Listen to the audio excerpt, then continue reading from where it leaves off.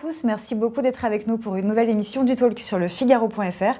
Bonjour Agnès Evren. Bonjour. Merci beaucoup d'être notre invitée aujourd'hui. Vous êtes candidate sur la liste de François-Xavier Bellamy des Républicains pour les élections européennes. Ça approche, on va en parler. Vous êtes aussi vice-présidente de la région Île-de-France, conseillère de Paris du 15e arrondissement. La République En Marche, vous savez, a dévoilé enfin son programme hier pour les élections européennes. En tout, 79 propositions, donc 4 seulement de plus que vous. Ils veulent investir 1 000 milliards d'euros pour la transition écologique, créer une banque pour le climat. Pour vous, ce sont des propositions de bon sens ou c'est une stratégie électoraliste de miser sur l'écologie? D'abord, ce qu'on peut dire, c'est qu'il était temps. C'était un peu l'Arlésienne, ce programme. On est quand même à 15 jours d'une élection qui est absolument cruciale pour l'Europe, puisque avec le Brexit d'une part et avec une forte poussée des populismes en Europe, il y a un enjeu hyper important. On est véritablement à un moment de vérité pour l'Europe. Et donc je trouve ça assez irrespectueux pour nos électeurs, pour les Français, que ce programme arrive tout simplement 15 jours avant, encore une fois, cette échéance absolument cruciale. Après, maintenant, sur le fond, les propositions qui sont faites, rien de nouveau sous le soleil, j'ai envie de dire, puisque c'est un disque qui est un peu rayé. Le président de la République s'était adressé au peuple européen à travers une lettre, et là, c'est tout simplement un remake en fait de cette lettre avec rien de plus. Il n'y a rien de décapant. Ce qui est dit sur l'écologie, on l'a entendu il y a quelques jours, on a tout simplement l'impression que ce sont des clignotants qui sont adressés à la jeunesse et tout simplement à l'électorat de Yannick Jadot. Après, ce qui compte, et c'est ça qui est le plus important, c'est un programme à mettre en perspective avec la capacité d'influence du président de la République au sein de l'Union européenne.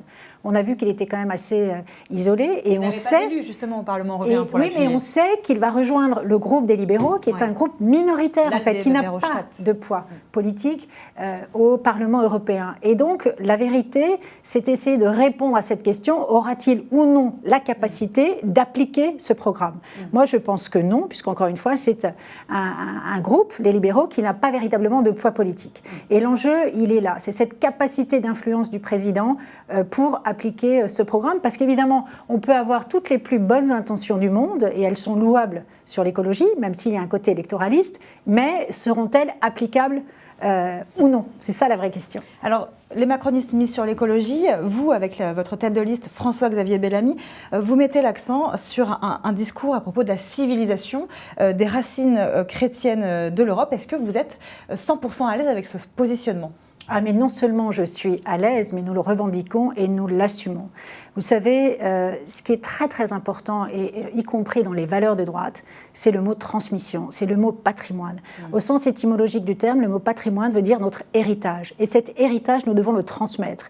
Et avant d'être un marché, l'Europe est une civilisation. Et donc, nous devons transmettre ces valeurs, notre mode de vie et notre culture. Et nous avons été les premiers à cranter ce sujet. Nous avons été les premiers, avec François-Xavier Bellamy, justement, à parler de l'importance de cette transmission, encore une fois, du sens de la civilisation européenne. À un moment où on parle de mondialisation, l'idée de pouvoir survivre en tant que nation unique est extrêmement important, au sens civilisation européenne du terme, encore une fois. Concrètement, comment vous voulez valoriser cette civilisation en Europe quand vous serez eurodéputé?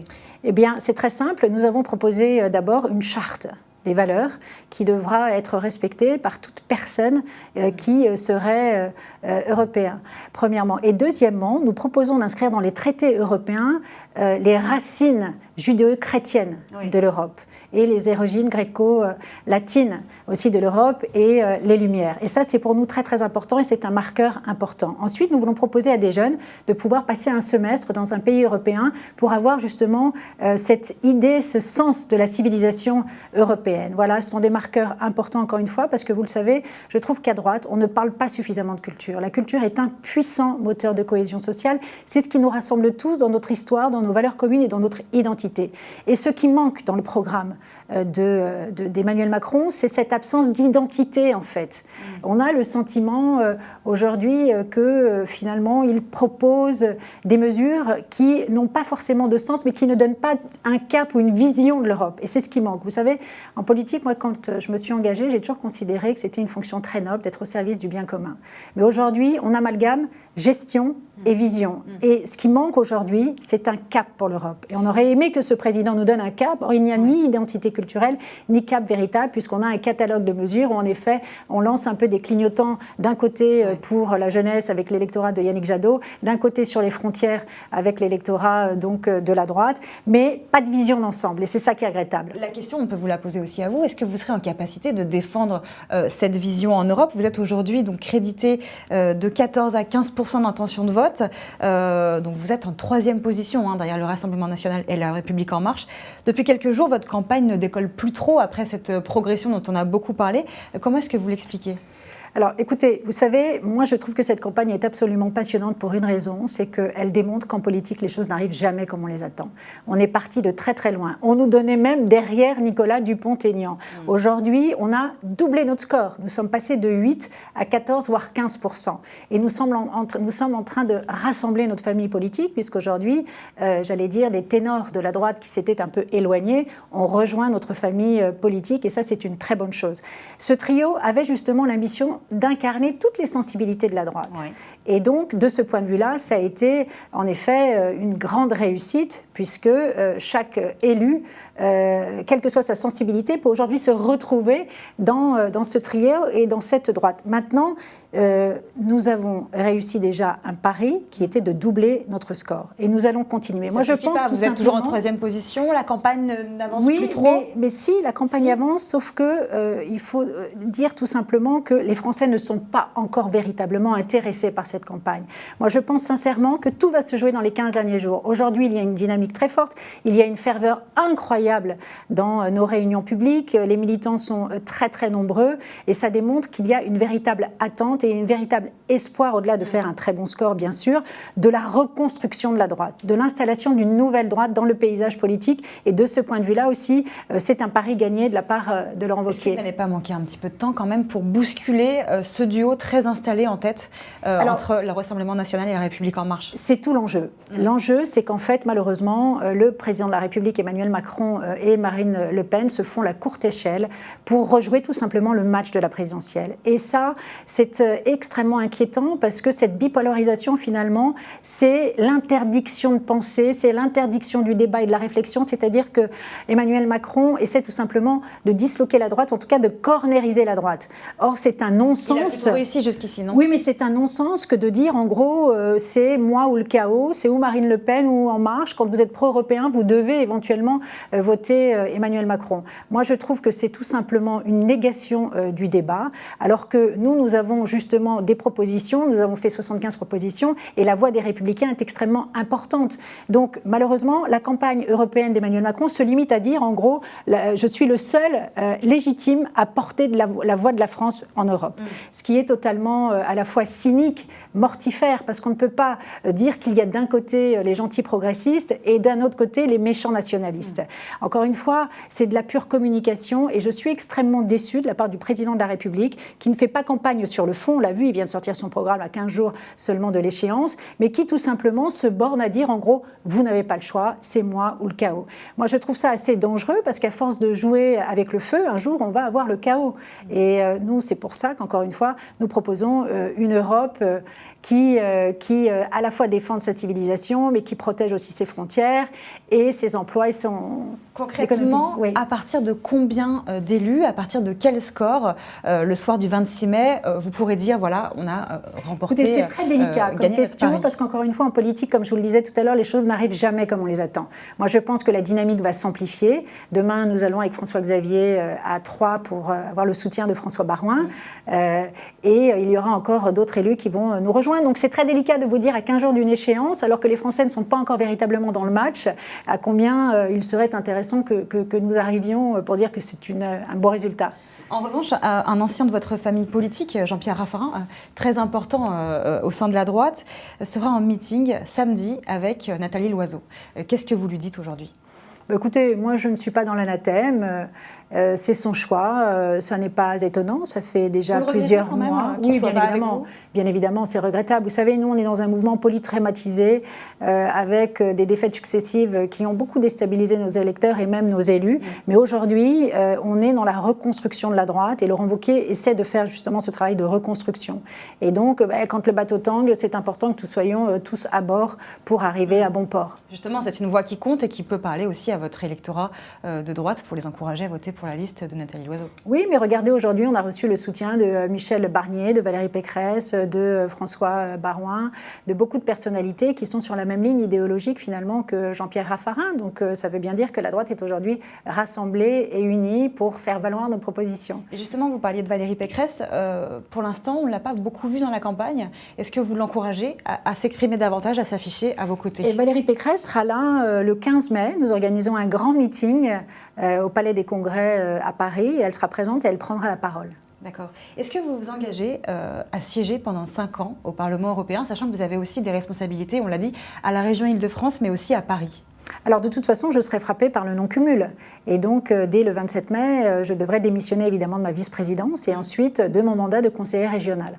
En revanche, je resterai présidente de la Fédération Les Républicains de Paris, c'est un engagement que j'ai pris. Et être numéro 2 sur cette liste n'est nullement un désengagement de la Fédération de Paris parce que nous avons beaucoup de travail. Nous avons les municipales qui approchent dans un an. Et donc, dès le 27 mai, je serai sur le terrain pour faire connaître aussi notre projet pour Paris et faire avancer évidemment nos propositions. À ce propos, vous étiez une soutien de Nathalie Kosciusko-Morizet en 2014. Est-ce que vous allez soutenir Florence Berthoud, Rachida Dati ou encore Pierre-Yves Bournazel pour la prochaine élection à Paris? Écoutez, vous savez, nous, moi je n'ai jamais caché ma sympathie et mon estime pour Rachida Dati. Après, nous avons des procédures d'investiture qui vont se réunir, je pense, à l'automne. Il y a une commission d'investiture et donc nous verrons le moment venu laquelle de ces candidates ou candidats est le mieux placé pour nous faire gagner à Paris. Une dernière question sur le pouvoir d'achat. 5 millions de retraités vont récupérer les prélèvements indus de CSG à partir de cette semaine. Est-ce que c'est la preuve que le chef de l'État a réussi à entendre, comprendre le mécontentement des retraités? Mais non, pas suffisamment, parce que, encore une fois, ça va se faire avec des augmentations d'impôts. Nous, ce qu'on dit inlassablement depuis 2 mois, c'est qu'il est urgent de réduire la dépense publique. Parce que quand on réduit la dépense publique, alors on réduit les impôts et les taxes. Et quand on réduit les impôts et les taxes, alors on renoue avec la croissance, le pouvoir d'achat et la consommation. Or, ce président n'a pas eu le courage, tout simplement, de faire des économies du coup, il n'a pas pu baisser les impôts et nous le regrettons puisqu'aucune augmentation d'impôts n'a été annulée. Merci beaucoup, Agnès Evren. On passe tout de suite à vos questions avec Jérémy Pontieux.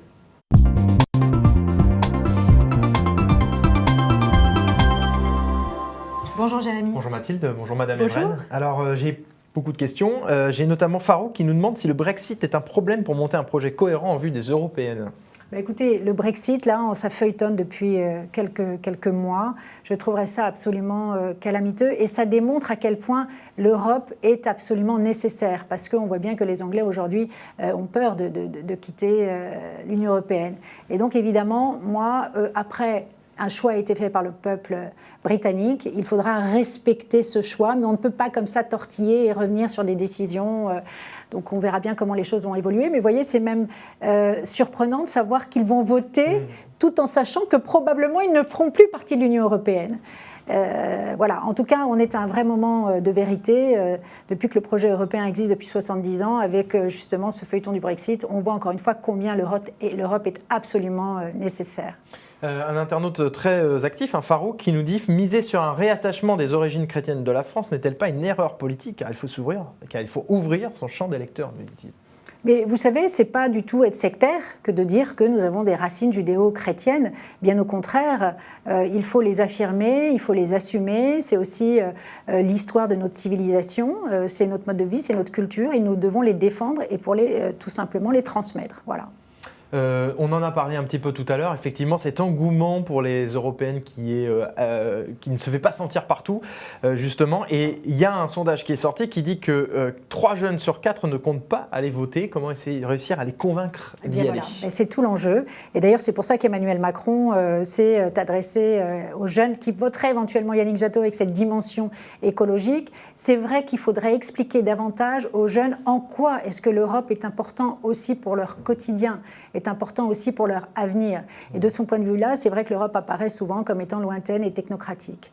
Donc, et avec le programme Erasmus, nous, on a une possibilité justement de leur proposer de faire un semestre dans un pays européen pour mieux comprendre en effet l'histoire de notre civilisation. Mais c'est aussi un programme que défend Emmanuel Macron dans son projet qu'il oui, a mais dévoilé. Ça, c'est très rassembleur. Vous savez, s'adresser à la jeunesse et leur rappeler l'histoire de notre civilisation, c'est pas de gauche ou de droite, c'est tout simplement notre identité. Est-ce qu'il ne faut pas justement des nouvelles propositions pour attirer la jeunesse, pour leur parler au-delà d'Erasmus ? Oui, ben c'est ce que nous allons faire justement avec le groupe auquel nous appartenons, au PPE, essayer de mettre l'accent de ce point de vue-là. Parce que c'est vrai qu'on a le même problème en fait qu'Emmanuel Macron. C'est-à-dire que nous, les jeunes, il faut savoir que pour le programme à l'époque de l'élection de Fillon, seuls 6%. Vous voyez, c'est pas seulement d'ailleurs au niveau européen, le problème se pose aussi au niveau national. On sait que les jeunes ne sont pas toujours très très motivés pour participer aux scrutins électoraux, qu'ils soient européens ou nationaux d'ailleurs. Question de Félix, question plutôt à l'échelle nationale. Il nous demande si vous soutenez la journée d'action contre la réforme de la fonction publique qui a lieu aujourd'hui, sachant que le sujet de l'éducation est un sujet que vous maîtrisez assez bien. Oui, alors moi je suis absolument convaincue que tout passe aujourd'hui par l'éducation et la culture. Il y a des inégalités très fortes, ne serait-ce que par exemple sur la culture, il y a des enjeux de réduction des inégalités d'accès à la culture et à la région Île-de-France. Ce sont d'ailleurs les 2 seuls budgets qui ont été sanctuarisés, augmenter le budget de l'éducation et de la culture parce que malheureusement à un moment où il y a des économies à faire, le premier secteur sinistré c'est la culture. Alors évidemment je participerai, j'allais dire mentalement, à cette journée et c'est très important en effet de montrer son soutien. Toujours dans cette optique de culture, pour aider au financement des monuments historiques français, en dehors de Notre-Dame bien entendu, l'Île-de-France regroupe, elle, près de 10% des monuments. Et pour avoir plus d'argent disponible, le Dragon, c'est un internaute, nous suggère qu'il suffit de faire payer plus cher l'entrée des monuments. Est-ce que c'est une réflexion que vous avez eue? C'est une réflexion qui vous soumet en tout cas? Non, parce que moi, encore une fois, je pense qu'en Île-de-France, par exemple, il y a des inégalités d'accès à la culture qui sont trop fortes d'ailleurs. Et donc, je ne pense pas qu'en augmentant le prix, on va susciter davantage l'intérêt et la curiosité des franciliens pour aller dans les musées. Au contraire... Oui, il le disait plus dans l'optique d'avoir de l'argent pour justement... entretenir.